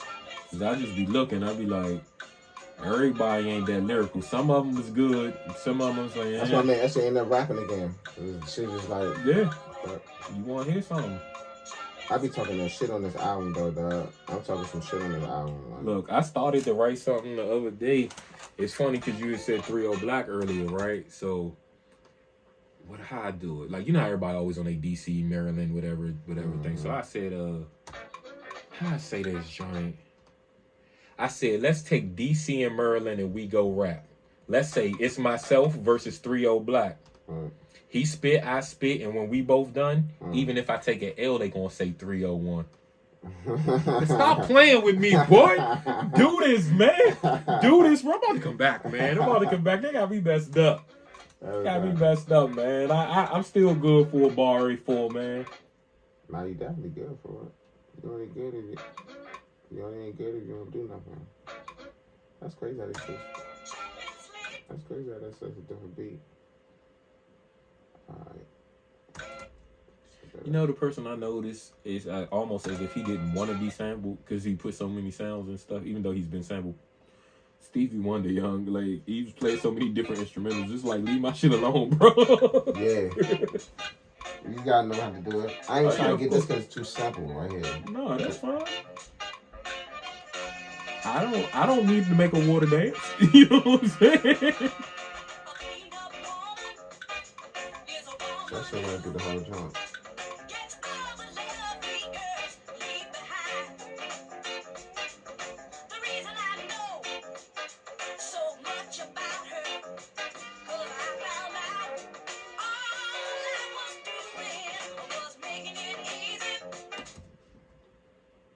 I just heard 2 parts. I just heard 2 parts, and I know you about to grab one. I ain't even gonna speak on it though. I'm on some other shit. I'm on some real But this is like when me and white folks used to sit down when he was making beats. It's like, give your input, but then allow the creative license to the person to do what they do. You know what I'm saying? Like, you know me. I don't have to. You asked me the question, I answered it. After that, you like, if you ain't answered, clearly you ain't need my opinion on it. I'll leave you the hell alone. I used to feel like Chad Hugo with you. I was like, you was for real, I was Chad Hugo. Because I call you, I'd be like, yo, I got the acapella, I got the instrumental. Hey, I want the part where he say this at 2 minutes and 13 seconds. But Chad actually be doing shit too, though. Nah, I know. He chopping for real. He doing what I'm doing right here. Like, soul samples is it, dog. No. That's why I like Just Blaze, Kanye, Alchemist, Jake One, Ninth Wonder.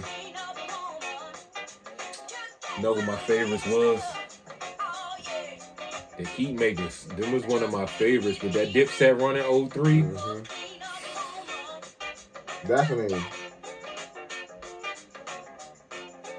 I just found out because I was watching Mad Prophets, my expert opinion, the producer DR Period. I seen them on a Smack DVD back in the day, and I was watching them chop the sound. I was like, yo, this joint hard. I ain't know who he was from nowhere, but right. But nah, the samples like chopping is an art, dog. Alchemist, MOP Coldest Ice joint for Alchemist. Jake One got this one joint. I can't remember the name of the song right now. Jake One be doing a lot of stuff for Freeway. Oh, Jake One? Yeah, so Arsonist and the Heatmakers was Dipset. Niggas, sampling is an art, bro. So who would you say, Kanye or Just Blaze? Because I remember they asked that question on Drink Champs too. Kanye West is a better sampler, a better artist. No, he's a better producer, period, than Just Blaze. Just, I don't know. I don't remember who they asked. It might have been Leo Cohen. Whoever it was, they took a drink on that one, though. They couldn't pick. Yeah. You ain't seem to have that problem. Okay. Nah, Kanye came out the gate with them damn samples. Kanye West is, this is what I would say. Just Blaze can probably produce better than Kanye West, like literally with his hands, but his thoughts are not.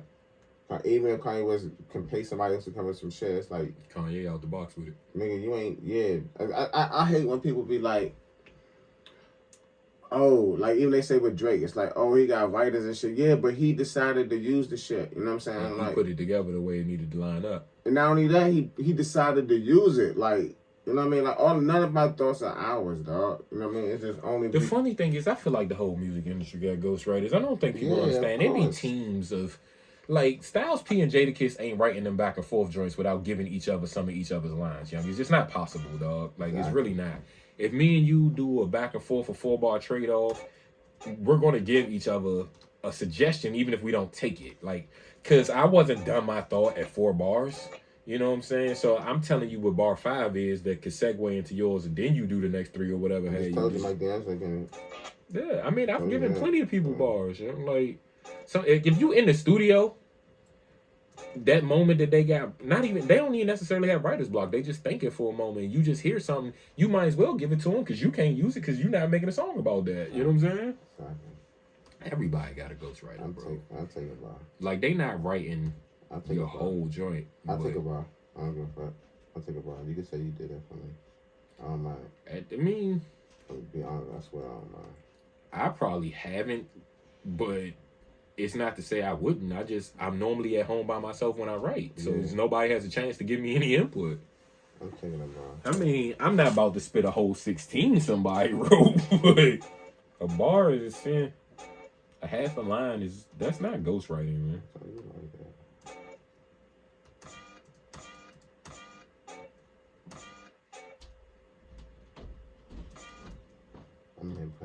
So what I'm doing right now is making certain sounds that like I can make the when the shit drop. You know what I'm saying?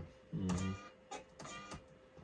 That's an important part of the track, man. Like, there's certain songs that when they come on, that drop, I be like, one of my favorite, 444, Jay-Z's Kill Jay-Z drink. When that beat drop, man, I be like, if shit don't drop, the shit leave you hanging up in the air. It's like a girl waiting. It's like you waiting for a girl to call you. Or Tone P's, not the bait joint, but the DC or Nothing joint he did for Wale. That beat drops crazy. Yeah, that too. That beat, yeah, it make a difference when that joint come on. Drop that shit. And drop that shit. That shit sound like you just leaving that shit up in the air. Like, why you leaving that up in the air like that? Let's see this.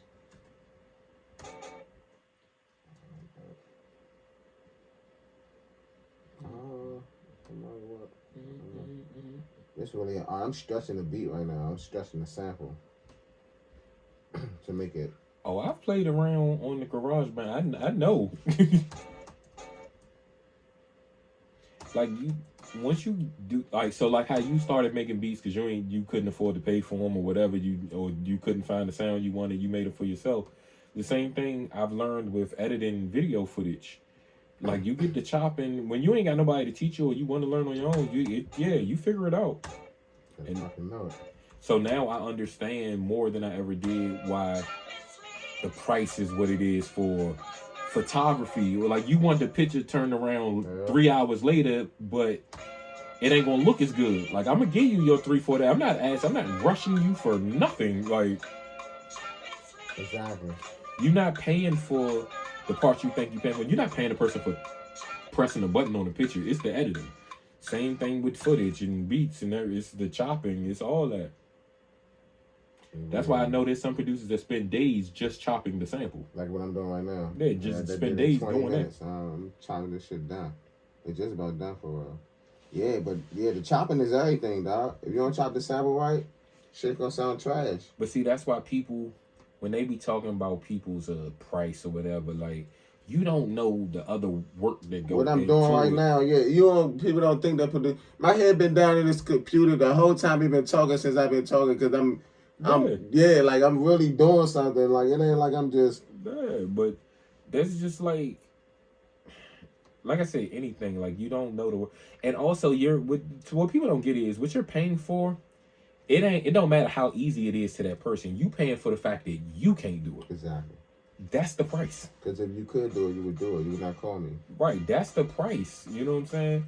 Like my wife, her friends used to tell her, like, she was building websites because she wanted to help people with their businesses and stuff. They told her she wasn't charging enough. You got to charge what everybody else is charging, a competitive rate. Because it don't matter how easy it is for you or how generous you're trying to be. They can't do it. Exactly. Not for real. Who's in here?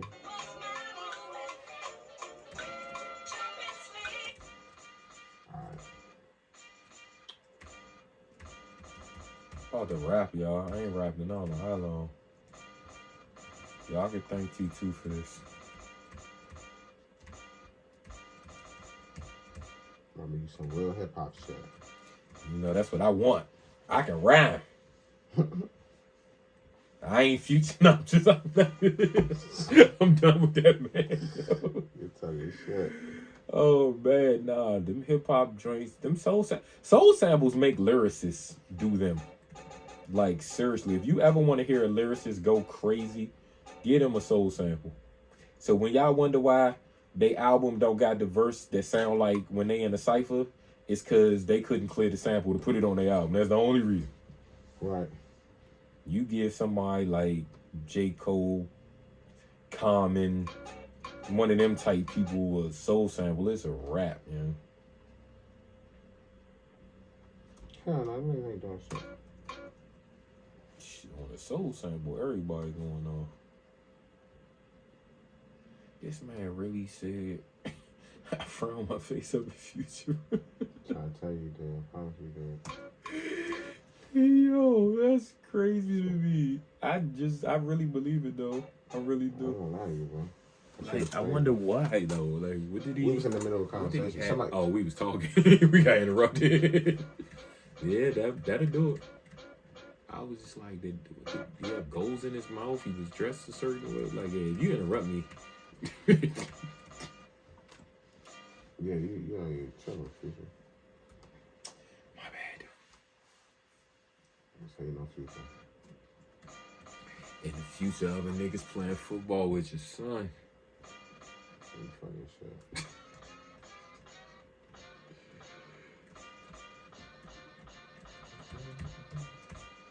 About to rap like the late 90s, early 2000s,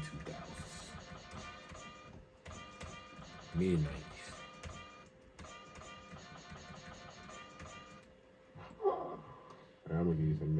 shit.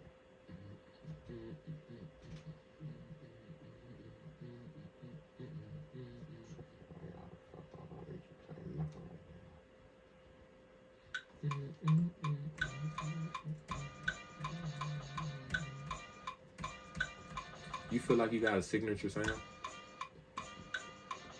Like, you know how you could tell when Swiss Beats and Timberland made a beat? Yeah, when they say Tony. Which means basically you make what you want. Any sound, huh? Yeah. But I mean, even with them, they can make different beats, but you just knew it was them. I feel like all them overdoses back in the day, like, and that was intentional, clearly, but sometimes they'd make a beat and I would have never thought it was them. That's what I'm saying. Like Kanye, Beanie Siegel's The Truth. I wouldn't have thought that was Kanye, because I was so used to the soul samples. Oh yeah. And Kanye. What'd you say? The Truth. Beanie Oh Siegel's. yeah. And the intro to Scarface's The Fix album. Like, you hear something like Guess Who's Back and you like, oh yeah, that's Kanye. You know that because that's from him though. But the intro to that same album, 2 tracks earlier, you don't know that that's Kanye. No, that's true.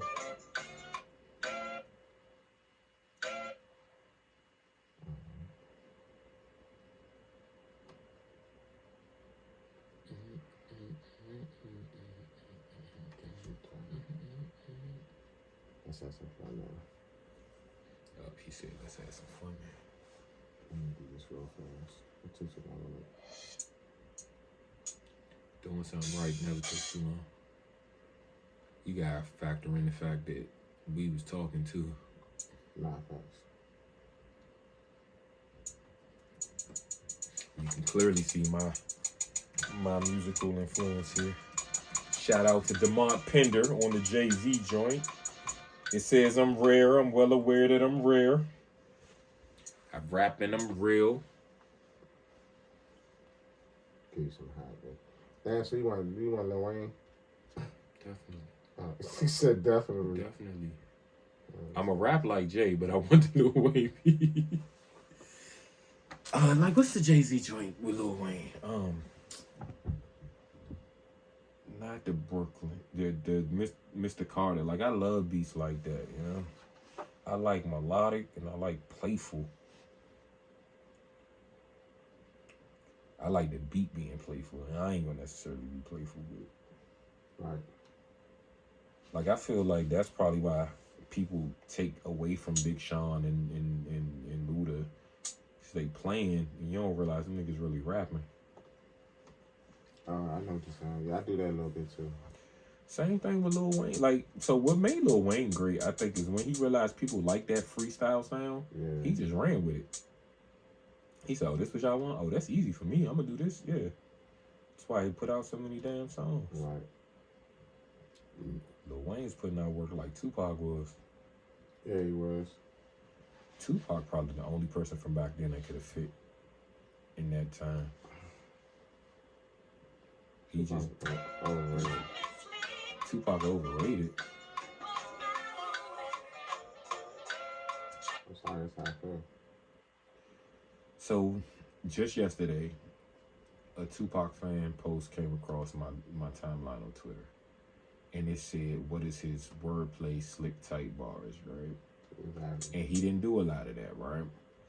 But also when he did it, he was real subtle and didn't emphasize it. So I quoted a line from Better Days where he said, "She's the very essence of a jet black ebony queen." Just named 3 urban magazines, but he said it real humble and kept it moving. Like I don't feel like he was trying. Like he wasn't trying to be. That. Nah, he definitely know he did that, man. I mean, clearly Biggie was more lyrical, but I don't feel like Pac was trying. Like, I feel like he was writing very fast. When you write that fast, you can't put that. You can't do that when you write that fast. I don't know, whatever the excuse was. I mean, but I feel like if you tried, I feel like he's smart enough to have done it if he wanted to be wordplay, lyrical heavy. Like, remember when they told Jordan he couldn't shoot threes and he went out there and made 6 on Portland in the first half and then, like, shrugged his shoulders? It's like, man, I can do it, but it's not my game. Nah, dog. Tupac different, dog. Tupac was not that nigga. Man, Tupac got hits on... Tupac would have beat Biggie in the verses. No. Tupac got more hits. He got more albums, so he gotta have more hits. Yeah, he got more albums. He put out his RBI is way lower than Biggie Smalls is. So if he make one hit out of every 10, but make 100 tracks, that's that good. Nah, the percentage low, but overall he got more hits. Yeah, I bet of course, because you swung more times. So of course you're gonna have more hits. So the question then is, what's your goal? Biggie didn't have enough time to swing. He got cut short. They was the same age damn near, bro. Nah, Tupac came out before. Even though he came out with the same age. He came out before him. Yeah, he did. I get it. You know what I'm saying? But that's the same argument. Biggie had 2 albums. How many albums Tupac had? Well, you had to double this, dog. You had 3. 3. Give him 3. I give him 3. Biggie had 3 albums. Pac probably had 10. 30. What? All right, so then that's the same argument for LeBron and Jordan. Then it's not Jordan's fault. LeBron came out earlier. He came out of high school. He had more time. Man, nah, dog. It ain't the same. Kobe came out early, but he was on the bench. LeBron got the start. It ain't the same because them 2 niggas was rapping at the same time. Kobe and what's name ain't. Kobe and what's name? Jordan and LeBron. Yeah, they're not at the same time. So we punishing Pac for his work ethic now. That's crazy. Fuck yeah, That's nigga. Crazy. Your work ethic determines how good the quality of work you make, dog. What the fuck are you talking about? So All those motherfucking ad-libs that's underneath on that nigga that's fucking up the vocals, that's making me not appreciate Tupac music because he's rushing through it, and he died so he didn't get a chance to proofread his shit before it came out. Nigga, Biggie don't have those issues. So, this is my thing. When you do arguments and debates in entertainment and sports, there's always asterisks, right? But people don't bring up those asterisks. So again, if they sat down and did a versus, Pac got more hits, so Pac will win the versus. Even though what you're saying about him is true, he wins the versus. Jay-Z to me is a much better technical rapper than Drake is, but Drake may win the versus because he got more hits. Drake would never win a versus against Jay-Z. Why not? He got more hits. Because of Kill. He got more hit records, though. That's what versus was supposed to be about initially. But you notice it changed. Yeah. It didn't go from versus. It went to who was performing it better. Because technically, the Locks should have lost to Dipset as far as who had more hit records. But that camaraderie and how they work as a team.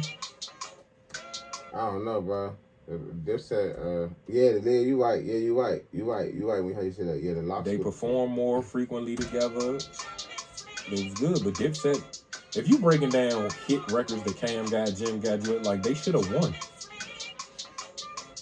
Maybe if it was a DJ just playing their music, maybe, but the other factors, they turned it into a concert. When niggas was just in the studio playing their records, that shit was different. Yeah. Yeah, I agree. I see what you're saying. Yeah, but when they was in the studio with just playing the records, it was different. They turned to a studio, then they turned to a physical. You're right. Yeah. Some of them joints shouldn't have been as close as they was. What you mean close as what? Like Jeezy and Gucci Mane joint should have been a landslide ass whipping. Jeezy got way more hits. Yeah. Way more. Yeah. The beef added to it and made it seem competitive when it wasn't. Yeah, that's a good point. Honestly, that's why I wanted J. Cole and Wale to do a versus so bad. Them niggas ain't doing no rush. No, they not. Them niggas ain't even washed. They not. Rushes is for washed artists, dog. No, it's not. Alright. No, it's not. Yes, it is, dog. No, it's not, dog. Yes, it is, dog. But I do feel like people to realize Wale got more hit records than they realize he got. Nobody's doing no verses until you like on your second. You trying to turn verses into the big three, man, and it's not that. It's not that, man. It's really not that, bro. It's not that, man. It's that, dog. Tell you. That's why niggas be like, oh, I'll do it. It's like, nah, you ain't doing it because you ain't washed yet, nigga. Disrespectful, man. Yo, you so disrespectful. I understand the assessment, though. I do. Like, most of the niggas are retired. Rick Ross ain't washed. Who? Rick Ross ain't washed. Rick Ross did one? Yeah. I don't understand his. He wanted to do another one. I guess he felt like he had enough hits. Who he do it with? I can't remember who he did it with, but I feel like he wanted to do one against Drake after he did one against somebody already. Who did Rick Ross? I don't remember who he went against, though. Can't remember. I don't know what Rick Ross doing. No. I would have liked to have seen, like, somebody like Khaled who puts records together, do one with somebody else to put records together. Like a DJ Drama or maybe. I don't remember Rick Ross doing a jump. He did it. I just don't remember who it was against. But he definitely did. Well, He definitely did. I don't even remember if I thought the matchup was the matchup it should have been. So him and Trick Daddy? What the fuck he do it with? Who the fuck Rick Ross did? I don't know, young, but he Rick did Ross one. He did, young. He definitely did, dog. I just don't remember who it was. I don't remember that. That's interesting. I definitely feel like he got somebody out of there. I don't know who it was, though.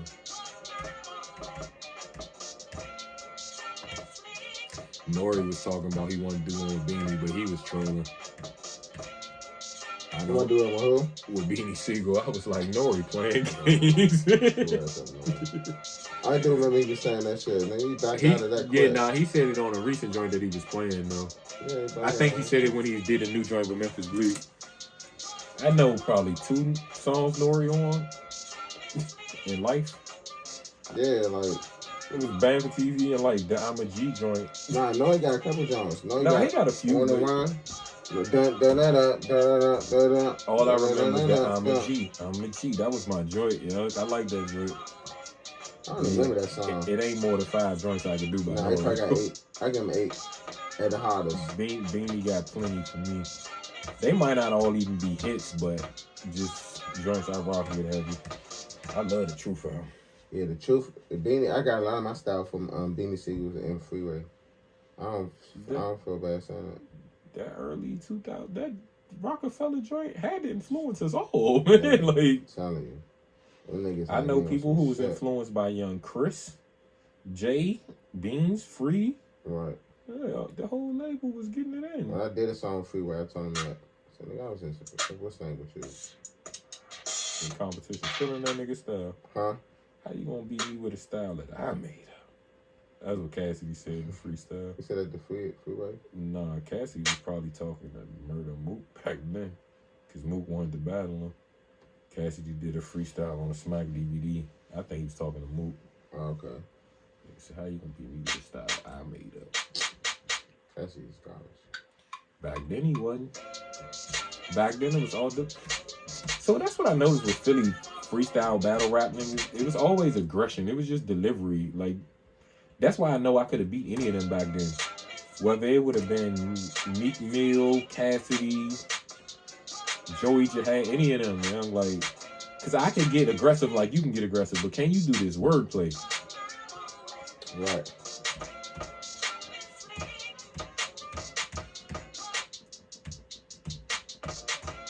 How you want this beat to go? Let me see. That joint definitely sounded like she's saying, "Jump and sleep was my movement."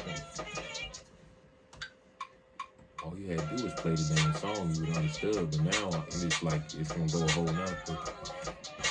You know what I'm about to tell you? I don't even know if you noticed. So from y'all first album, you and Jones back in the day, and because you're in the studio with him actively now working on a project, producing for you and Jones is in your head. I'm always. Yeah, but that shit is y'all tempo right there. Yo. That shit about to be on y'all damn project. Nah, son, that shit is your tempo. This shit is so SJ is ridiculous, yo. No, this tempo is very much SJ. That's what I'm trying to tell you.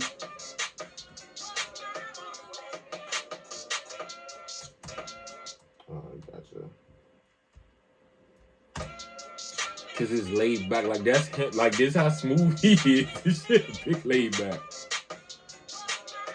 And it's crazy because it's like I be wanting the up tempo joint, but I'm a rap slow on. Like I rap slow. Like I rap that slow. But the beats I always be one speed.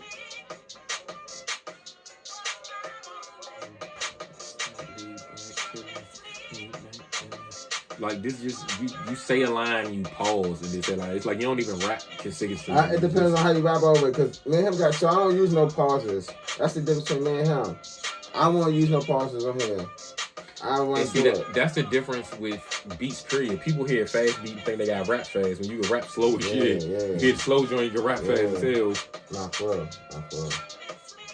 But then it also depends on what part of the beat you rapping to. Like niggas don't rap to the same part of the beat. I don't even rap to the same part of the beat through the whole rap. I change that shit up all the time. You know what I mean? Like I may start off on a and then next thing you know, you on the like you on that. Yeah.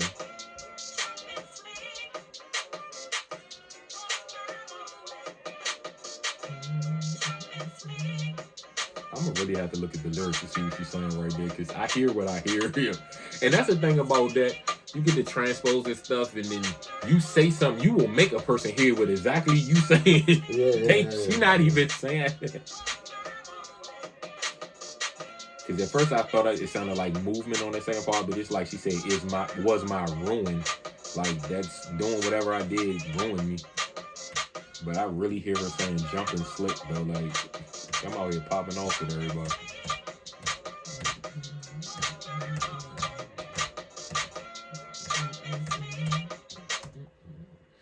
And I wonder, sometimes you just get influenced by what you was around. You just heard Fuji's perform last night, too.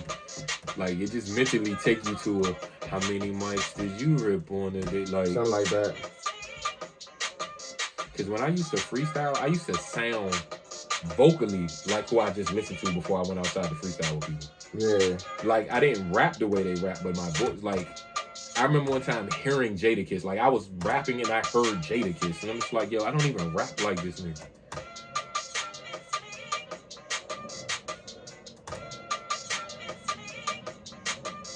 So funny how the beats looks. How the beat what?